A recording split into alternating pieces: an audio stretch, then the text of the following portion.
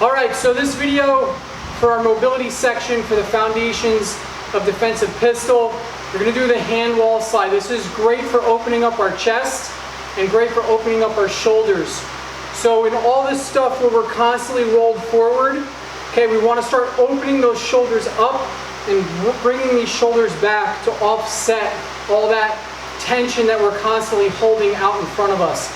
So this is a great opposing exercise to doing our firearms training. So first thing I want to do is I want to roll my shoulders back, opening my chest up. I'm leaning into the wall. I'm not leaning so far down that my legs are like on fire. Like I'm not doing a wall sit, I'm leaning into the wall. I want to roll my hips in so that I can't slide my hand behind my lower back. I want my lower back to be pressed into the wall. And through this exercise, I'm not going to let my lower back leave the wall. So you'll see, I don't have the best range of motion up here from all the years Thai boxing.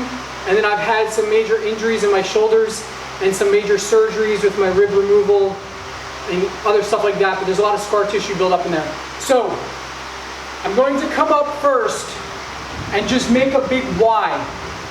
My goal, right, or what I'm trying to do is pull the back of my hands to the wall, which is very hard for me to do. Some of you may be able to just put your hands against the wall.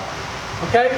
From here, I'm going to try to slide my hands up. And see how my hands come away from the wall from the side angle? Okay? I can put my thumbs toward the wall and try to pull them back. It's hard. Okay? As I turn out, I'm pulling the back of my hands to the wall. I get to here in like a Y, and then I pull my elbows in. So from the side camera, you'll be able to see my hands aren't on the wall. Okay, my goal is to be able to get my hands to the wall. Okay, I slide back out, come overhead, come back, in, out, overhead. All right, I'm gonna relax. This is like one of the hardest, if you have old shoulder injuries and stuff like that, this is like one of the hardest exercises.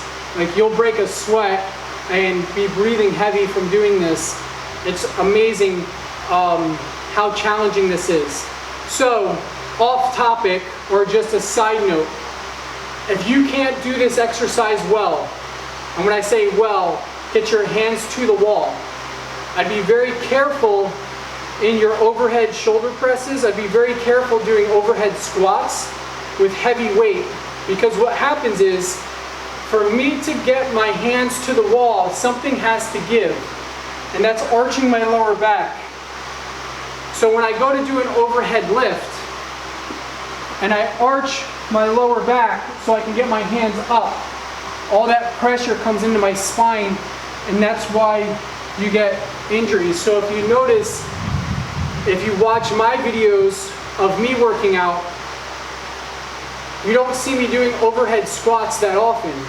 And one of the reasons is, from my shoulder injuries and surgeries, I'm still trying to regain the amount of range of motion that I want in my shoulders to where I feel comfortable doing a lot of the overhead stuff. So a lot of my overhead lifts are single hand, which gives me a little bit more range of motion in my shoulders, right, versus locking both in. So there's other exercises we can do with the pole and the bar and rotating back and stuff like that. There's a lot of other exercises, we'll get to those.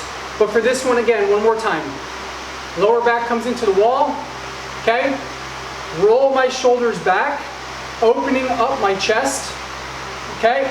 I can start in a Y, trying to pull my hands back to the wall the whole time. And if they don't touch the wall, don't worry about it. But I'm just pulling toward the wall. Slide my elbows in, making a W. Pulling my hands toward the wall.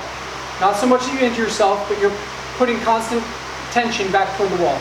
Coming out to a Y, up overhead. If you want, you can turn your thumbs toward the wall. Try to keep those arms straight. Coming back out, coming in, Y, overhead, Y, W. Good. Try to do 5 to 10 iterations of that. You'll really feel it in your scapula. It's an awesome exercise. Definitely incorporate that into your training.